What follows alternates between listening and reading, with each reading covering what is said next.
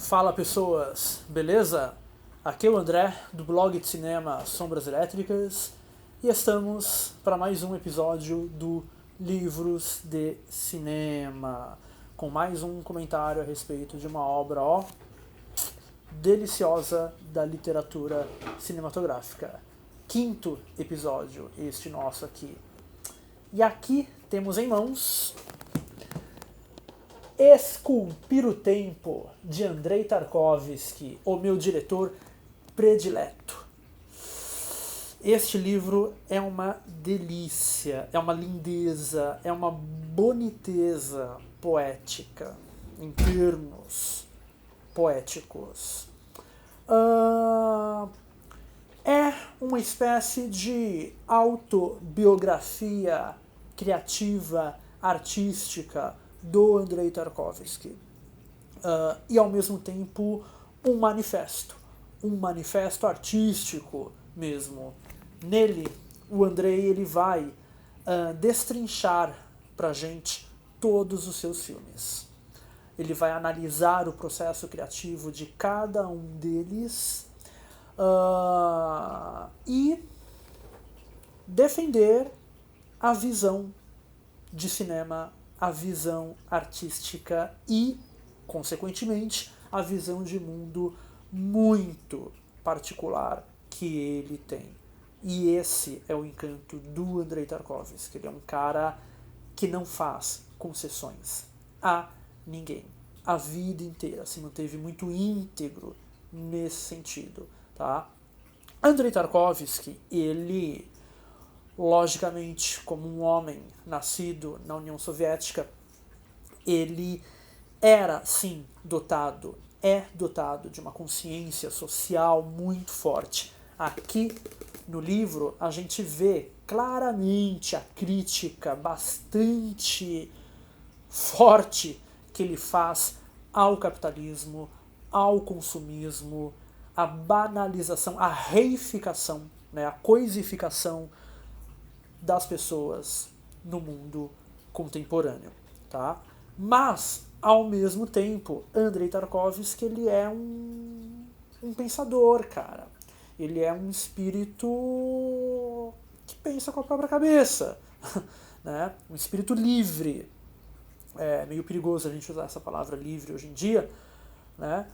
Sem querer dizer que ele é liberal, não há nada de liberal, mas Andrei Tarkovsky acabou se exilando no exterior. Ele enfrentou problemas com, né, as empresas, as instituições estatais de cinema soviéticas e terminou, né, a sua carreira. Os últimos filmes que ele fez, o Sacrifício e Nostalgia, ele fez já, né, em outros países, já radicado no exterior. Bom, qual que é a essência aqui da visão cinematográfica e, acima de tudo, poética do Tarkovsky, né? Andrei Tarkovsky é um dos grandes representantes do chamado cinema de poesia, uma linha que costuma-se dizer que começa lá com o Pasolini e que tem no Tarkovsky um dos seus maiores representantes, né? Assim, o Tarkovsky, ele vai muito na linha de um cinema apegado à realidade objetiva, à realidade ontológica das coisas, né? Conforme já dizia André Bazin lá nos anos 40, a câmera como um instrumento de captação da verdade, das verdades do mundo, da realidade, né? Essa visão hoje, logicamente, ela está um tanto quanto desacreditada, principalmente nos meios acadêmicos, né? Onde o consenso é que cinema é discurso. Cinema é uma forma de linguagem como qualquer outra, a câmera não é um instrumento ingênuo, neutro, não ideológico. Enfim, cinema é uma forma de linguagem carregada de ideologia, carregada de visões de mundo historicamente determinadas, como quaisquer outras linguagens, E analisar um filme essencialmente seria analisar os instrumentos, os recursos mobilizados para se comunicar, né, essa visão de mundo específica. É o que se chama de discurso, né, nas análises mais discursivas da linguística contemporânea, principalmente. Muito bem, o Tarkovsky vai completamente contra tudo isso, né? Tarkovsky, ele critica bastante aqui no livro aquela linha teórica e crítica de cinema apegada ao discurso, quer dizer, o cinema como um veículo de comunicação de ideias. Consequentemente, logicamente, Tarkovsky pressupõe-se que ele renegue toda a tradição justamente discursiva do cinema soviético, que vem lá de Eisenstein, né? O cinema como uma forma de linguagem tão elaborada quanto a linguagem verbal, o cinema como uma escrita, né? E você pega para analisar um Outubro, um Encoraçado Potemkin do Eisenstein, ou justamente os próprios livros do Eisenstein, né? A forma do filme e o sentido do filme, em que ele destrincha pra gente, ele explica pra gente o que seria essa gramática do cinema. O Tarkovsky, ele está no extremo oposto dessa visão, né? Então o Tarkovsky entende o cinema como uma forma de arte que capta a própria vida, que capta os elementos poéticos que estão, né, intrinsecamente ligados à própria vida, ao mundo, à experiência do ser estar no mundo. Daí as teorias do Tarkovsky podem lembrar um pouco a velha fenomenologia do cinema, né, que a gente já falou aqui no Livros de Cinema.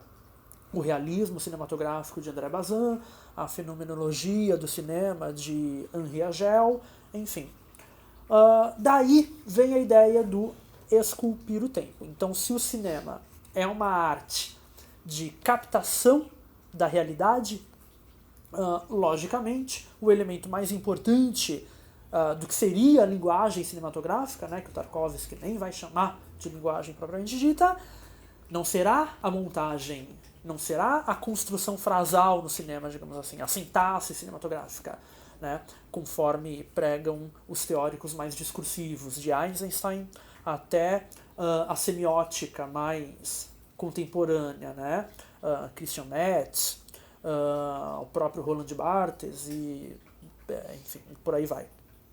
O Tarkovsky, ele vai eleger como elemento central no cinema, na arte, na criação cinematográfica, o plano, ou seja, a fotografia, o enquadramento, onde que o diretor posiciona a câmera, que é algo que algo tão óbvio, né, mas que pouquíssimos diretores pensam nisso.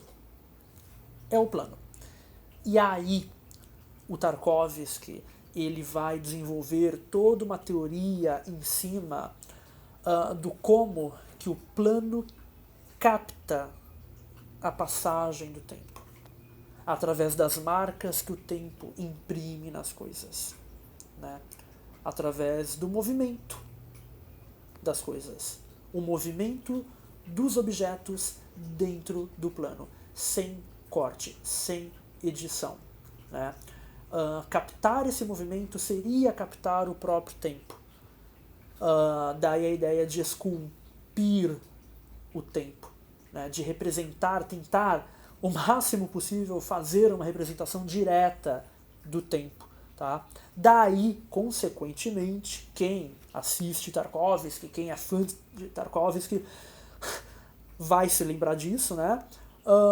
O ritmo bem lento que os filmes do Tarkovsky geralmente têm, né? Com planos muito longos, né? Câmera parada em cima do tripé, captando ínfimos movimentos, uma corrente de água num riacho, um vento batendo nas folhas, um personagem sentado a uma mesa tomando café da manhã bem vagarosamente. Eis a poesia do Tarkovsky. É um cinema que muita gente diz também que é um cinema meditativo, um cinema que incita, que nos coloca no estado de meditação.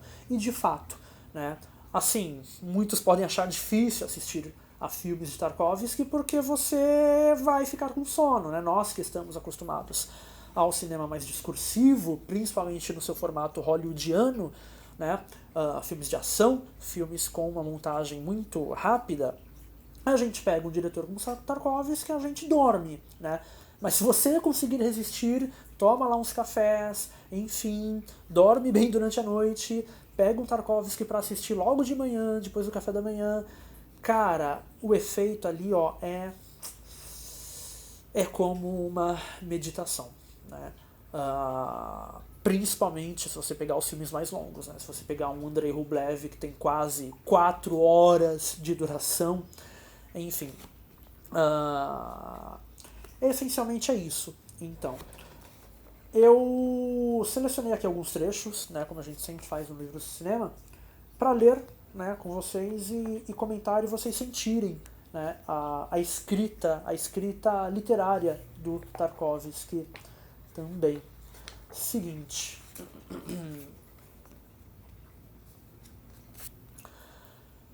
Voltemos, porém, ao nosso tema. O que me agrada extraordinariamente no cinema são as articulações poéticas, a lógica da poesia. Parecem-me perfeitamente adequadas ao potencial do cinema enquanto a mais verdadeira e poética das formas de arte. Olha esse radicalismo, né, do Tarkovsky, que lembra bem aquele radicalismo da geração da cinefilia francesa dos anos 50, que a gente já comentou aqui, e também aquele radicalismo da primeira geração cinéfila, dos primeiros teóricos lá, ligados às vanguardas, nos anos 20, nos anos 30, que tentavam promover toda uma autoafirmação do cinema, não só como uma arte digna, né, do nível de todas as outras, mas, às vezes, até mesmo uma arte melhor, maior do que todas as outras. Estou, por certo, muito mais à vontade com elas do que com a dramaturgia tradicional, que une imagens através de um desenvolvimento linear e rigidamente lógico do enredo. Ou seja, o cinema de poesia de Tarkovsky não é definitivamente um cinema de montagem. Um cinema que vai construindo uma progressão lógica dos acontecimentos, né? Numa relação de causalidade. Começo, meio e fim, né? Um acontecimento puxando outro acontecimento. Não. As relações aqui entre os planos, porque, enfim, algum tipo de montagem tem que ter, não tem como, né? Tarkovsky não é um único plano sequência o filme inteiro. Mas, enfim, a relação que ele procura criar entre os planos é mais uma relação analógica do que lógica, porque essa é a lógica da poesia, tá? A analogia, as comparações, as sugestões baseadas em relações de semelhança, né? As metáforas, as alegorias, as simbologias, eis a poesia tarkovskiana. Muito bem, o que mais? Nenhuma mise-en-scène tem o direito de se repetir, da mesma forma que duas personalidades jamais serão idênticas.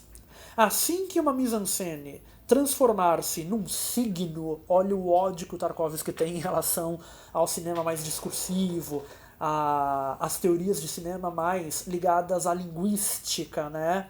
A linguística estruturalista, a linguística semiótica, né? A semiologia, que são, enfim, ciências muito prestigiadas ao longo do século XX. Assim que uma mise-en-scène transformar-se num signo, num clichê, num conceito, pressupõe-se, né, um conceito racional, lógico, por mais originais que possam ser, viu?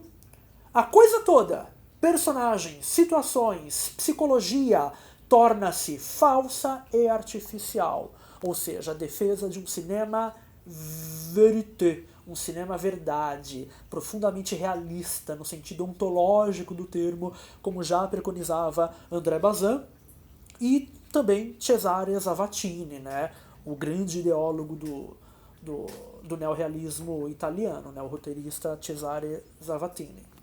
Muito bem. Tem mais. Na forma de que o cinema imprime o tempo? Digamos que na forma de evento concreto. E um evento concreto pode ser constituído por um acontecimento, uma pessoa que se move ou qualquer objeto material.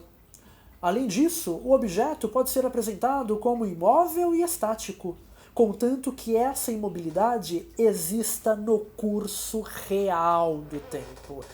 É isso, sabe? Cinema paradão, filme cult europeu, paradão, né? É isso, tá? É aí que se devem buscar as raízes do caráter específico do cinema. Aqui o Tarkovsky está retomando, ele está dialogando com as velhas preocupações da primeira vanguarda cinematográfica, da primeira cinefilia, lá no comecinho do século XX, né, que se preocupava em diferenciar o cinema das outras artes. E com isso autoafirmar o cinema, né? Quer dizer, o que o cinema tem de único, o que o cinema tem de específico, né?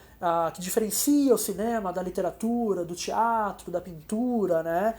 Para, enfim, colocar o cinema como uma forma de arte específica.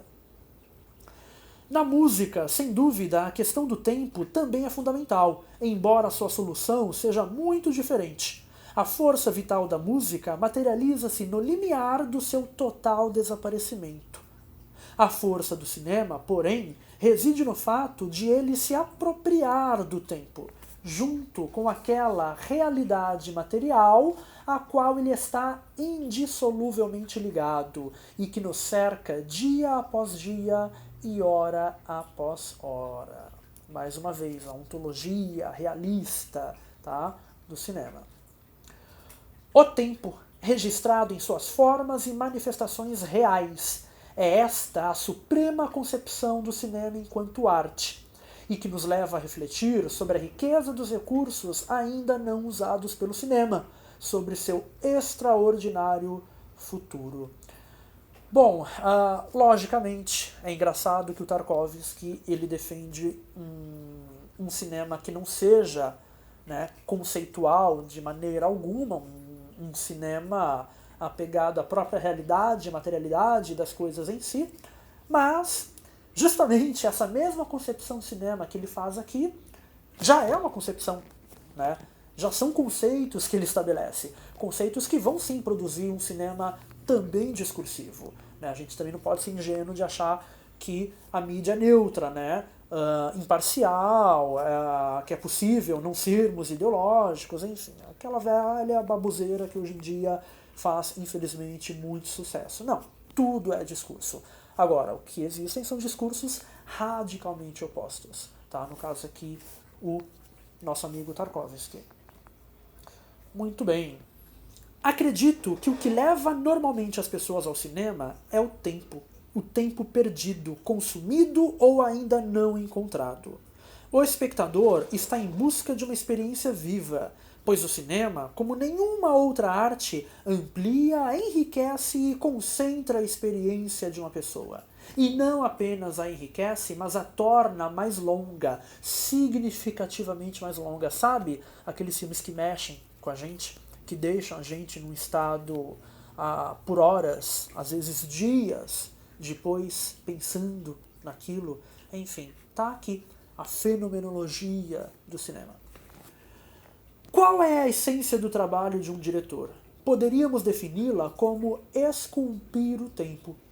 Assim como o escultor toma um bloco de mármore e, guiado pela visão interior de sua futura obra, elimina tudo o que não faz parte dela, do mesmo modo o cineasta, a partir de um bloco de tempo constituído por uma enorme e sólida quantidade de fatos vivos, corta e rejeita tudo aquilo de que não necessita, deixando apenas o que deverá ser um elemento do futuro filme, o que mostrará ser um componente essencial da imagem cinematográfica. Então a gente acaba, né, associando muito esses blocos de tempo de que o Tarkovsky fala aqui aos planos, né, cada plano como um bloco de tempo. Olha só.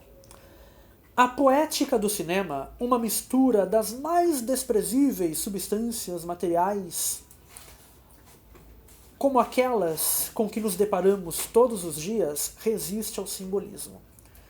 Aqui o Tarkovsky, ele lembra um pouco o poeta Manuel de Barros, né? Grande poeta brasileiro, que desenvolve essa preferência por tudo aquilo que a nossa sociedade, que a nossa racionalidade rejeita. E ele vai tomar aquilo, né, o lixo mesmo, o descartado, ou as coisas mais banais do cotidiano como matéria central da poesia. Resiste ao simbolismo. Tarkovsky ele critica muito aqui as relações simbólicas, metafóricas, alegóricas no cinema, só que pensando muito naquele simbolismo mais discursivo, mais argumentativo, persuasivo, né?